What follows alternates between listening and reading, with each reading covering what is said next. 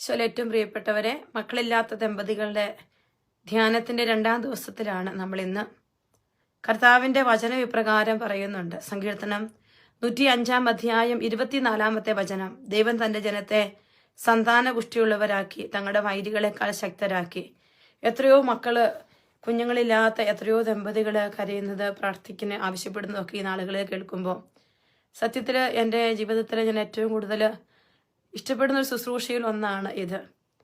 ദൈവത്തിൻ്റെ വലിയ കരുണ വേണം അവരുടെ ജീവിതത്തിൽ ഒരു കുഞ്ഞിനെ ലഭിക്കാനായിട്ട്. എന്നാലും വചനം ഇപ്രകാരം പറയുന്നുണ്ട്, ദൈവത്തിന് സാധ്യമാണ്. ദൈവത്തിൻ്റെ വലിയ സാധ്യതയിലേക്ക് നമുക്ക് ഈ 2-ാം ദിവസത്തെ ധ്യാനത്തെ സമർപ്പിച്ച് പ്രാർത്ഥിക്കാം. എല്ലാ മക്കളുടെയും മേൽ ദൈവത്തിൻ്റെ വലിയ കരുണയുണ്ടാവട്ടെ. കർത്താവിന് ഒന്നും അസാധ്യമല്ല എന്നുള്ള വലിയൊരു ചിന്ത ഇന്നലെ നമ്മുടെ ആഴത്തിൽ ധ്യാനിച്ചു. ദൈവത്തിനെല്ലാം സാധ്യമാണ്. വിശുദ്ധ ഗ്രന്ഥത്തിനുടനീളം നമ്മളത് കാണുന്നുമുണ്ട്. അതുകൊണ്ട് കർത്താവിൻ്റെ പ്രവൃത്തികൾക്ക് ഒരിക്കലും അന്തമില്ല എന്നുള്ളതാണ് വചനം നമ്മൾ പറഞ്ഞു വയ്ക്കുക. അതിനെക്കുറിച്ച് പ്രഭാഷകന്റെ പുസ്തകത്തിൽ നമ്മൾ കാണുന്നുണ്ട്. അവിടുത്തെ പ്രവൃത്തികൾക്ക് അന്തമില്ല, അവസാനമില്ലാത്ത ദൈവത്തിൻ്റെ വലിയ പ്രവൃത്തികൾ കാണാൻ ഈ വ്യക്തി ജീവിതങ്ങളിലെ കാത്തിരിക്കുന്ന ജീവിതങ്ങളിലുണ്ടാകാം. നമുക്ക് ഇന്നേ ദിവസം പ്രത്യേകം പ്രാർത്ഥിക്കാം.